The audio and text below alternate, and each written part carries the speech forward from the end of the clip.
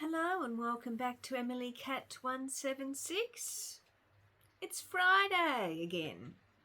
Aren't the weeks going quickly? Oh, sorry, I've got to get comfortable. So, I hope you've all enjoyed your week. And on Friday, I talk about books.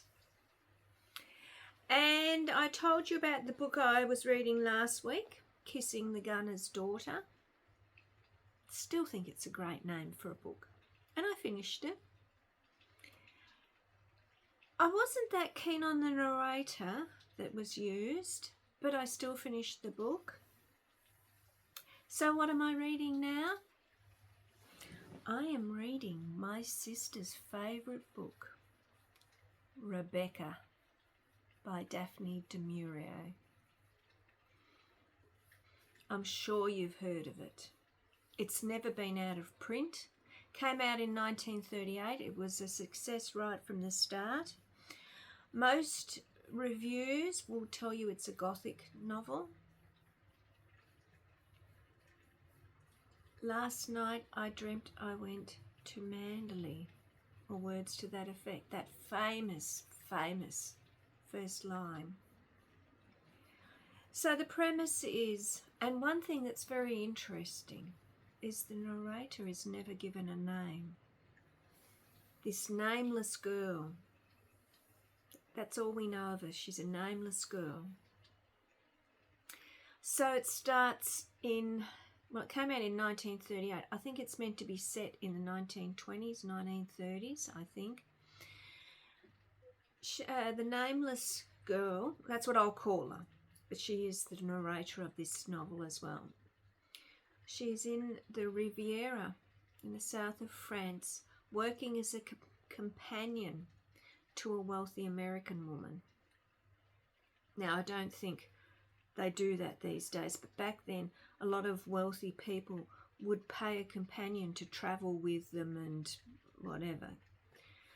So they're in the Riviera and they're staying at this hotel, and when they're at lunch one day, I think it is, in walks Maximilian de Winter. And he is the owner of a magnificent property in England called Manderley. He is also a widow. This is about 12 months since his wife has died, and this is the Rebecca of the title. And it's all about how the companion and De Winter get together. They get married very quickly, and then she goes back as the second Mrs. De Winter to Manderley. The narrator, she's written very well. She's this nameless, timid, quiet, soft, nameless girl. And she walks into this house where the ghost of Rebecca permeates everything. Because Rebecca was this charming, beautiful, wonderful hostess, everything. And it's all about, for those who haven't read it, I won't tell you the ending, but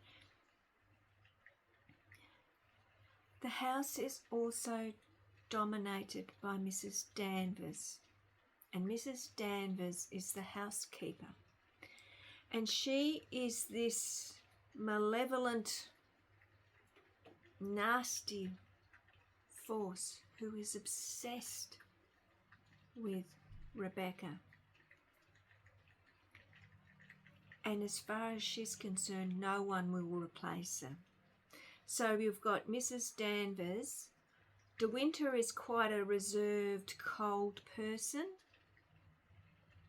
So this timid, nameless girl is coming against this, as I said, this malevolent, she was so malevolent, force of Mrs. Danvers. And everything goes on from there. It's a really good story. It's been made into films, into TV series. I think there was one made in 2020. because at the start of the book, when she says she's dreamt she's gone to Manderley, they're not living in Manderley anymore. They're overseas, living in small hotels where no one will know who they are. So something has happened. I'm not going to tell you what's happened. But it is a really good book. Now, when Daphne du Maurier wrote this book, she was living in Egypt because her husband was a soldier. He was in the army, I think it was, and travelled overseas, and she was in Egypt. And it was a time when she was suffering a lot of homesickness for England, and when you're reading it, you can see the love she has for the English countryside. And I read somewhere too, at the same time, there was some ex-girlfriend of her husband's that was in the background or something. And this is I think this is the whole premise of this book. Rebecca's gone. The girl can't fight her. She's gone.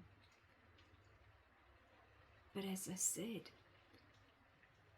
her essence is in Manderley, and no matter what this nameless girl does, she can't get away from it.